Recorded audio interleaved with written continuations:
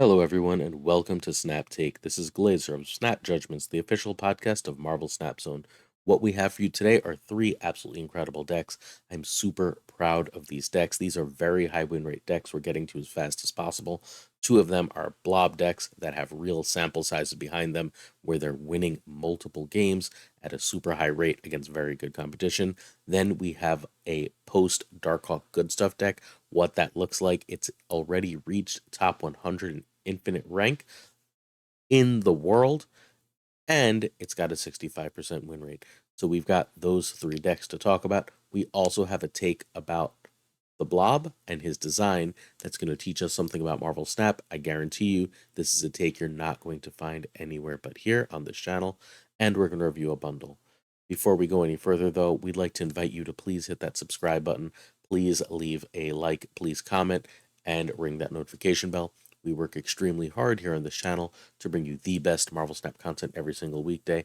Every weekday is at least 3 brand new decks, bundle guides, um, shop reviews, pro tips, everything you need to succeed in Marvel Snap to reach your goals, to know everything you need to about the game. You won't miss it here. It's completely free to support us, and it helps us out hugely. If you're willing, we'd greatly appreciate it. We also maintain a giveaway sheet. This is every giveaway that's currently active and live in Marvel Snap. You can find them in the description every day. It's updated daily thanks to one of our wonderful listeners. Hello, Banshee. Hope you're doing well.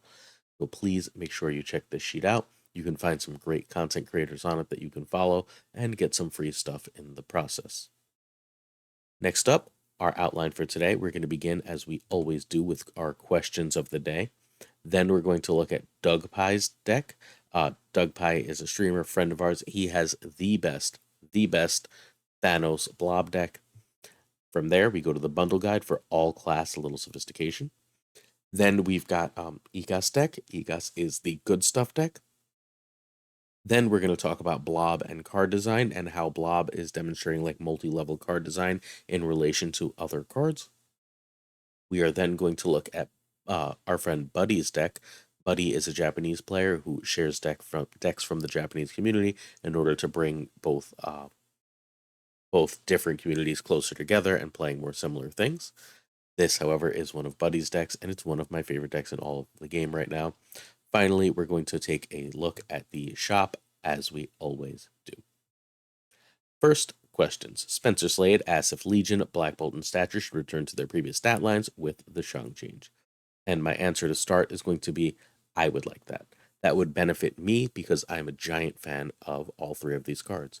They're three of my favorite cards in all of Marvel Snap. In particular, I love Legion. I don't think they should change all three back to their stat line at the same time, regardless of my own feelings about it, though. Fundamentally, the good stuff archetype has changed with the Blob's release. It has forced Darkhawk out of these decks. That means that cards like Legion, Black Bolt, and Stature will be looking to be re-added into that. We want to re-add them into that archetype, but we don't want to make them too good in Blob decks, because if they have too much power, then they add too much to the Blob, and they just become part of that home. That said, Black Bolt and Stature are less likely to be part of the Blob package because Black Bolt costs 5, which would make Stature cost 1, and you can't play a 1 and a 6 on the last turn. So that means the last turn, Blob would not be able to be played. So I would start with putting Black Bolt and Stature back to their original powers, and that was +1 power to each of them. Before I messed with Legion, I would leave Legion alone for a little bit, change Black Bolt and Stature, and see how that changes the metagame.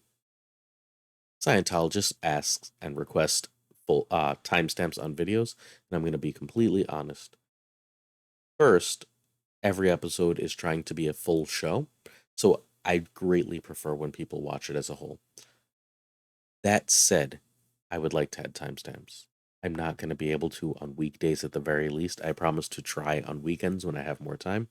My daily work schedule looks something like I get up at 6 every morning. I get myself ready for work. I shower. I have coffee. Then I get my son ready for school as best I can. By 7 o'clock, I'm out the door. I'm at work. I deal with union things, usually first thing in the morning for at least a little bit.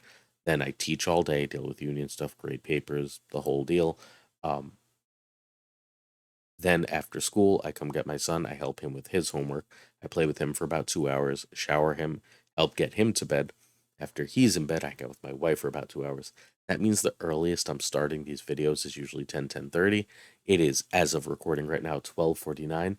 This is my second time recording this video. For some reason, OBS completely muted me at 7 minutes, and there was no more sound in this video. I have absolutely no idea what happened. Thank God I caught it. Thank you, Prashawn, for helping me catch it, because I'm trying to clean up my audio for these. I have no technical expertise. As you can tell, I don't have a lot of time to learn. I will get there, I promise you. But adding timestamps is just too time consuming on a weekday at this point. I do sincerely apologize, and it's something I'm looking to do in the future. I promise you, we will work on it. What I can offer you for the time being, though, is there's a slideshow in every video, right? So if you want to see what I'm talking about, or you can just use the scroll bar to get to whatever part of the video you're most interested in, and hopefully that works as a stopgap for the time being. Again, I deeply apologize that this isn't something I can offer you right now. I am doing my very best. I promise you, really original content, really original thoughts, really original ideas, and mediocre tech work. That's where we are. Smash Banana asks my favorite meal, which is a lovely question to do this for a second time. I'm just gonna say it is basically food with mozzarella melted on top. So either New York style pizza, and if you live in New York, let me know. I've got an amazing place for you to try. So it's in New Rochelle, not even in the city. You will not be sad you tried it. In addition to that, chicken parm is unbelievable. It's my other favorite general Italian dish. But my favorite meal outside of those is a nice bowl of tonkatsu ramen. A spicy tonkatsu ramen is delicious. It's perfect. It's winter. I want it right now. So those are my favorite meals. If you have a question you'd like to be read aloud in tomorrow's video, or a video coming soon, please leave it in the comments. It can be about Snap, life, or anywhere in between. Next up, we have our first deck. This is from my friend Doug Pie. Doug Pie stopped streaming for a little while and just got back to it. He didn't stop streaming because it's unreliable. Some stuff went down. It's his stuff, not for me to tell, but some stuff went down and he is back. He is brilliant. He came back and immediately hit top 300 global. Then today he found this deck playing around with Blob. This deck went 21-3. That's 75% win rate. It won 75 infinite tickets. We'll get to a little more information about that later. Let's talk the deck. So what I really, really like about this deck is it's got so many different play lines. You've got the turn 5 Professor X that Daredevil enables. Without that, without Daredevil and Professor X decks, or without Claw, without extra tech, Professor X ends up being only a turn 4 play when you can do the Psylocke or Timestone trick. Otherwise, the 5/3 is just too little power. Daredevil takes away the guesswork of that, and you have Gamora as an extra benefit for that Daredevil. In addition, Storm has so many ways to win the lane. You should have early power in a Thanos deck almost no matter what. Storm wins that, and then if you need to go above something like Ms. Marvel, Jessica Jones or Crossbones do an amazing job of that. Should you mess that up, there's always Vision to make sure that you can get back into it around the end of the game. If you can win a Storm or Professor X lane, those of you who've been playing Blob know that he is an absolute lane winner. He is an end of the game killer that you can rely on to close out a game of Marvel Snap. That's fun. The fundamentals of this deck. We'll get to more as we do the turn by turn. You don't need Gladiator for this deck by any means. He is the single least important card. He's very good. And hey, all of you Eliath haters, note what card's not in this deck. This deck dominates priority, wins with Blob. It's got so much power that it doesn't actually need Eliath. Eliath ends up being too predictable, but because Eliath exists and this is a Thanos deck, your opponent has to play around Eliath. Meanwhile, Magneto messes up their Ms. Marvel. Or Blob just goes so big that there's nothing they can do. That is the gist of this deck. Gladiator can be Maximus or Wave. I actually like Maximus for the non-Thanos Blob mirrors. If they draw 2 extra cards, their Blob isn't a threat. You have an extremely strong Blob. They do not.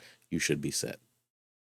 I secretly think Daredevil might want to be Jeff, and that might just be because I want Jeff in the deck. Jeff is the best 2-drop in the game. He's absolutely stellar.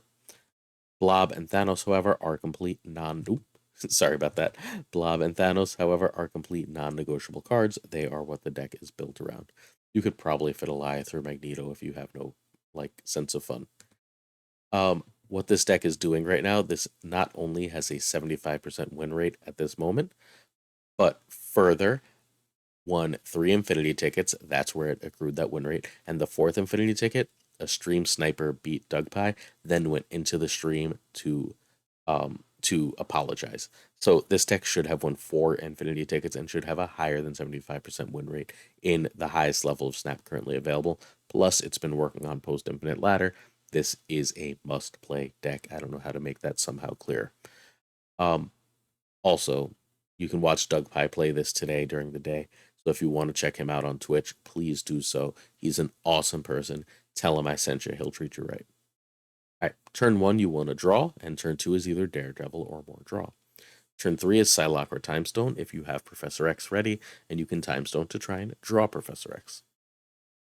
You very rarely want to play any of the other cards because your 4s are generally like just as good as your 5s early on. You don't want to necessarily get that early Gamora and just be Shang-Chi bait, right? You don't necessarily want to, I guess you can get Vision out early just fine. If you don't have that play, then Storm works as like almost a mini Professor X in this deck. So you Psylocke or Timestone into Professor X, or you Storm into Jessica Jones or Crossbones. And if you don't have any of that, you can just drop Gladiator as a nice big power play. Gladiator is decent power, and if he messes you up, you can almost always, unless he hits a blob, just go over the top of that lane that they think they won and are no longer contesting. Crossbones is excellent. He's just a lot of power, and he puts you so far ahead in the lane, most opponents will just abandon it. You can also, on turn 4, if you need to, play Psylocke or Timestone and get a Blob or Magneto out early on turn 5. Turn 5, if you can, Professor X or Gamora with Daredevil. That extra information is stellar. If not, you can Vision, and Vision going into that Storm lane so that it's locked up often means you both win priority and have an auto win on your Blob. You can also play, again, Magneto because Ms. Marvel is a wildly popular card, and beating Ms. Marvel is usually pretty good for you. Very quick variant talk. We have a lowly 3 hips here, but there are 3 good hips in Gladiator, Vision, and Magneto. We've got double Noirs with Jessica Jones and Crossbones, the Storm they gave us for that music event earlier in the game. We've got a double Peach Momoko in Daredevil and Psylocke. This Daredevil is probably my favorite variant. I decided to throw Hellfire Professor X in here, and we've got a Butterfly Thanos. This is a pretty deck, even if it's a little low on hips. Next up, we have the Little Sophistication Bundle. And my logic for this bundle is as follows. If you are the kind of whale who buys this kind of bundle and has been playing a long time, odds are you have more than enough tokens. You're keeping up on collection track. Then this bundle isn't for you unless you feel like these are must-have variants. And if you have these are must-have variants, then you don't really need my recommendation one way or the other, right? If you are an aspiring budding little whale, right? And you're considering spending a lot of money on this game and you want to get your collection going. Let's say you're early to mid series 3 and you're just like, I don't want to wait for Werewolf. I want Werewolf. I don't want Thanos isn't in bundles for a while. Then in spotlights for a while. I want Thanos. Then this is a really good bundle for you to buy. Please feel free to go grab it. You will not regret it. It's a very, very strong bundle in terms of value. It's not as strong as getting the double gold and then using that double gold on the sugar and spice, at least as far as we know. Sugar and spice could still be nerfed, but the bundle is otherwise absolutely solid and a good buy if you are early enough for these tokens to be valuable. Early on, tokens have a massive value. Even late tokens have massive value, but once you start to get around complete, usually they just kind of start piling up. I personally have like 60,000 right now, so this bundle has no real value for me, right? Like having 74,000 instead of 64,000 doesn't really do anything for me. I literally bought Blob so I can buy Handle Blob, the Spotlight Blob, just because I had the value, so why not use it? All right. Next up, we have Egas Top 100 deck. This is another really, really cool deck. This deck, even before Darkhawk was fundamentally kicked out of the meta by Blob, was absolutely stellar and super powerful. It is running a lot of the old Darkhawk package in that it's running the original Darkhawk package of Blackborn. I guess not the original, one of the original Darkhawk packages of Black Bolt Stature, the recent Annihilus Hood Sentry package, and Werewolf, all of which, I guess technically Werewolf, Nico, Spider Ham, and Shadow King, which are all different packages. In replacing the Darkhawk package, it's now running Jeff, Scarlet Witch, and Enchantress.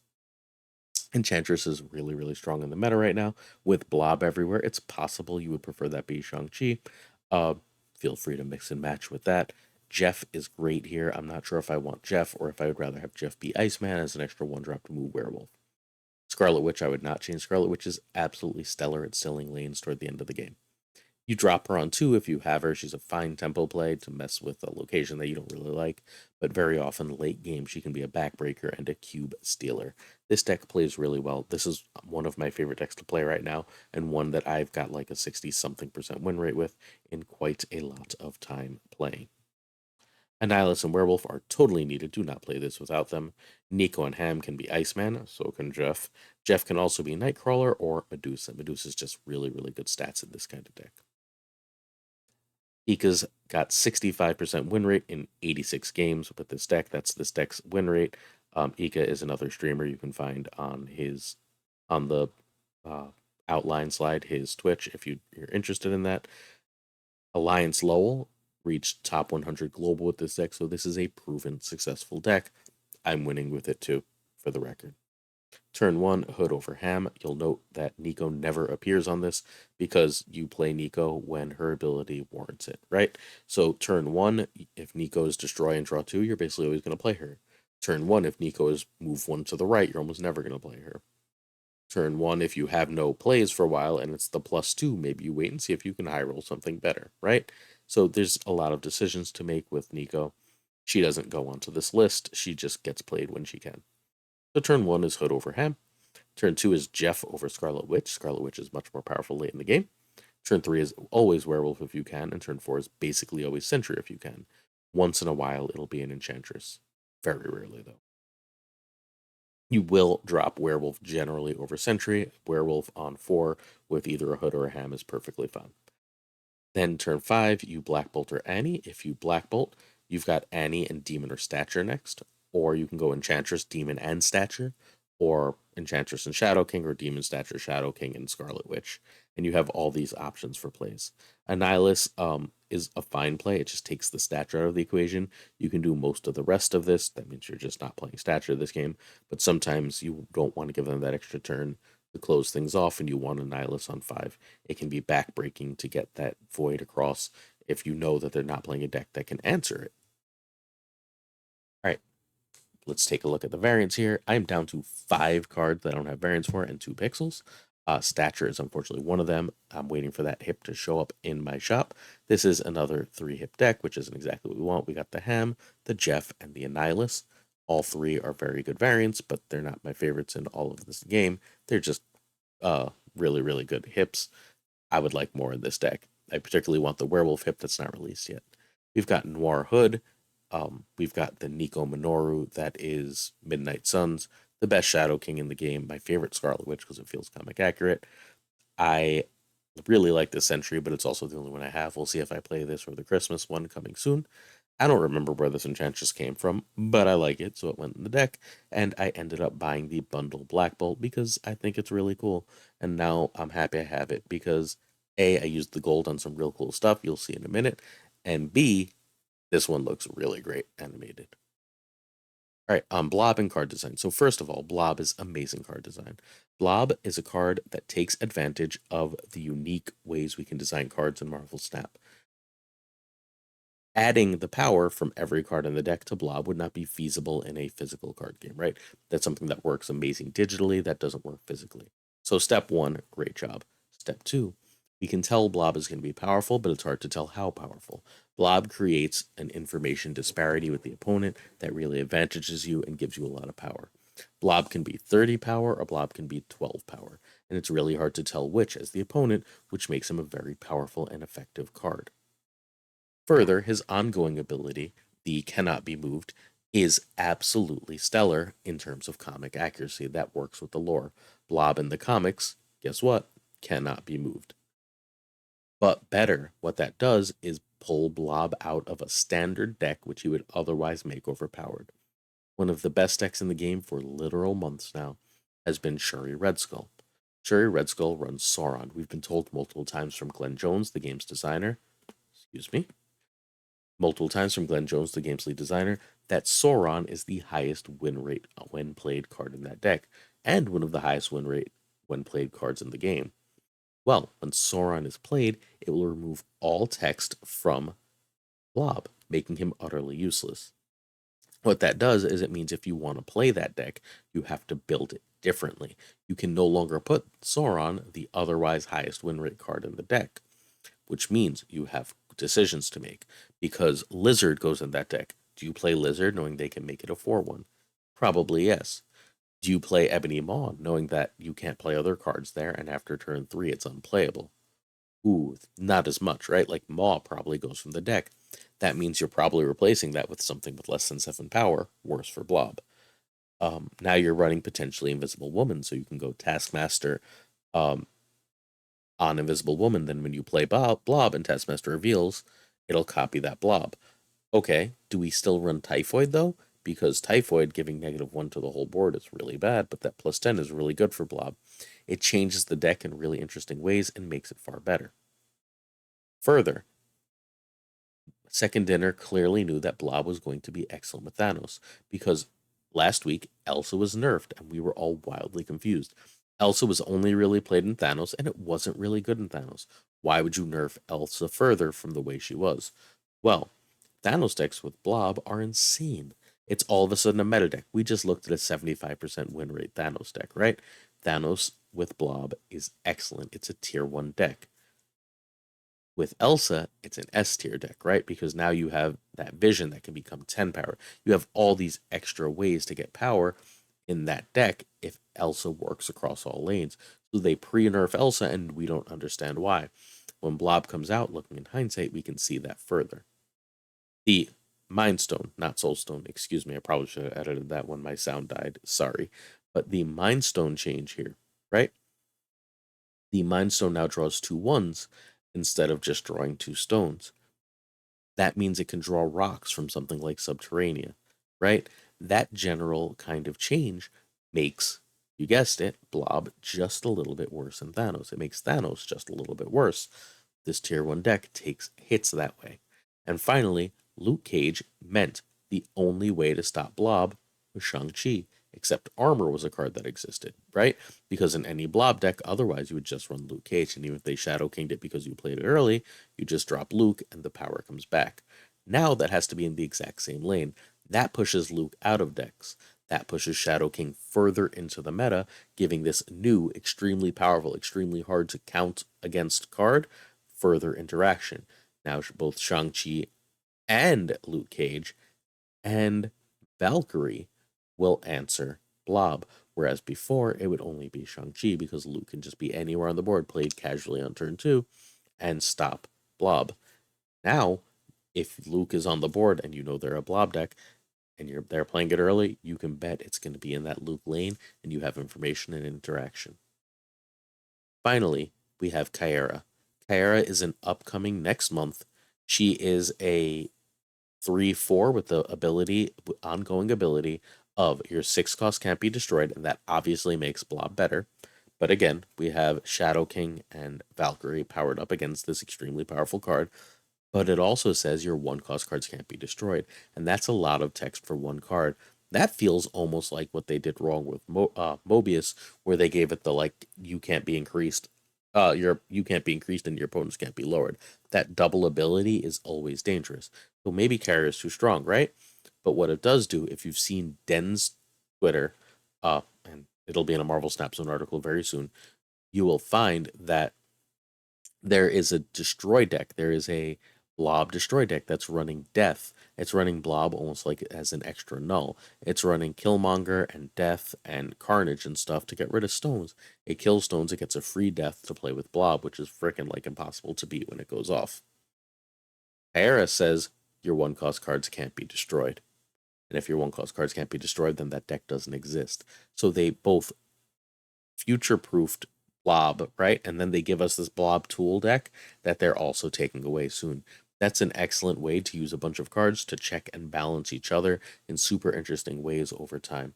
Hopefully you found this interesting. Again, this is a take I do not believe you will find on anyone else's Snap channel. I think it's a good look into how they've designed this series of cards and nerf several cards to make things work more effectively and make sure that the game remains in a balanced state. Our final deck is straight up my favorite. No offense to my friends who made these other decks. I love this deck, and I'm going to tell you right now the simple reason is that I think Black Knight is probably my favorite card in all of Marvel Snap right now. I am like such a Black Knight stan right now. Would have never seen it coming. The ability of Black Knight's Ebony Blade to go into a negative zone and not take any negative power, to go into a Death's Domain and not be destroyed. These abilities are so freaking strong that I'm in love. So this deck has so many ways to win. This is fundamentally a deck that can win through either going tempo or just dropping a million power. You can do things like blade away an Infinite on turn 1, play a Zabu, drop a Shard, then bring back an Infinite, then play like on turn 5, play a Legion and make life extremely difficult, or play a I guess we're slightly off on our turns. Pretend I didn't say that. You can do things like on turn 3, play Lady Sif or Blade. Turn 4, play the Shard. Um, turn 5, play Ghost Rider to give yourself 20 power back or 12 power back. And then turn 6, play Blob. And then you have just 3 gigantic things. And they better have both Shang-Chi and Shadow King at that point, or they're in a lot of trouble. You've also got the ability to just win on tempo. Ms. Marvel and Crossbones is a nasty, nasty combo. You drop Ms. Marvel, and then all of a sudden your Crossbones can be played wherever, right? And now you've got a 13 power lane, and good luck to your opponent. Or you can just like go Zabu into Crossbones, or if Crossbones gets stuck in the deck, that's a lot of power for your blob. Legion lets you steal games. Shang-Chi lets you steal games. You can finish games with Shard and Shang-Chi or Ms. Marvel and Shang-Chi or Ms. Marvel and Shard if you have Zabu out. There is nothing but good here.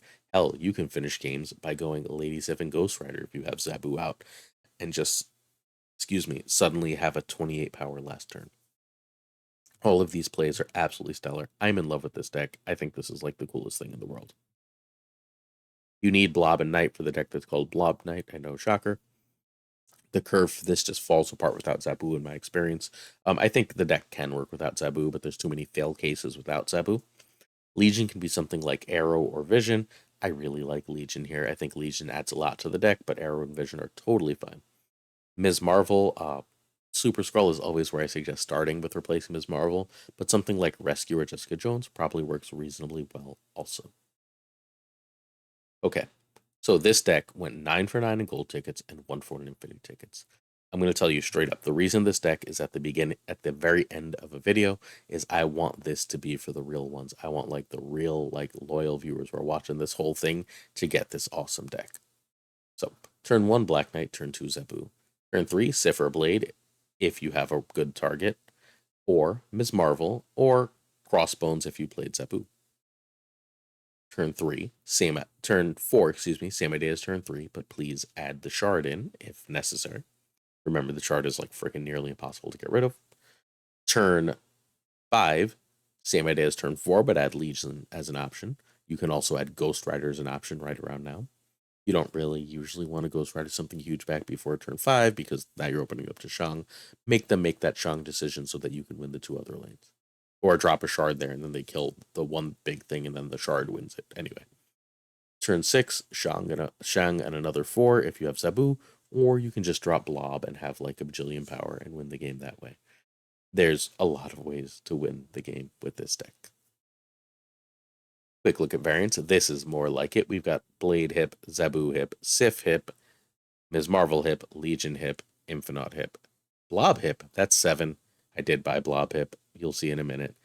We also have the Magneto hip. We could get up to 8 here. We've got the Jacinto Ghost Rider, which I like an awful lot. It's my favorite Ghost Rider in the game.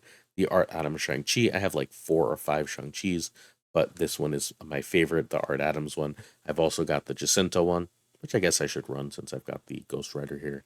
I've also got the Baby, and I've also got the Peach Momoko, because I love me some Shang-Chi.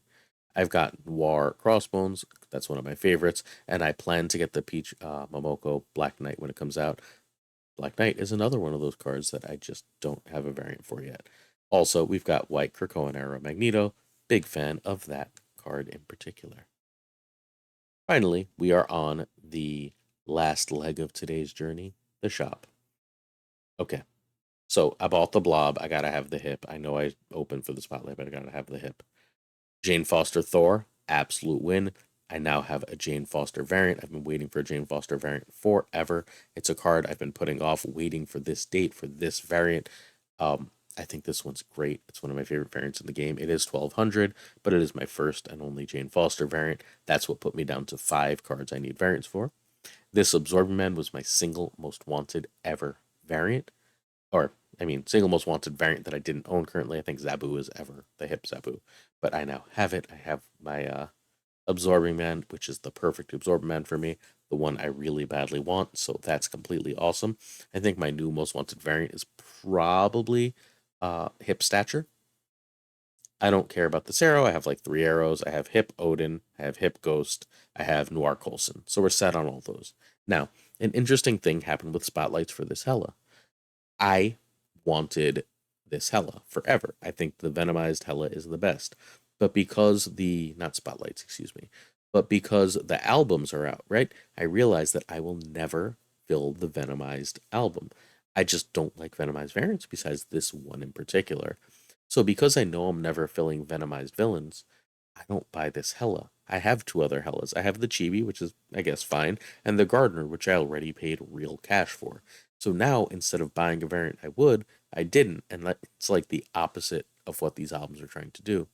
Let me know if you've had any similar experiences or you're having the opposite experience and buying extra stuff. In opening I upgraded some of these new cards to their standard legendary. I like gold borders. I got this Dr. Octopus. The Greek Dr. Octopus is great, but it is the 3rd best Dr. Octopus, and I have the first 2. One Number 1 being Superior Spider-Man and number 2 being Noir, both in my collection, so whatever. I bought Blob with tokens because I had 70,000 tokens, so why not? And then I opened, because I have 21 spotlight caches, for this Blob because, I mean, Handle Blob is amazing. And then I got the Comics Factory Ravona on my way, and I don't really like this Ravona, but hey, they all can't be winners. And that, my friends, is today's video. It is now well after 1 in the morning, and I work soon, so I appreciate y'all. Hit that sub button, hit that like. I'll see you tomorrow for another Snap Take. Peace.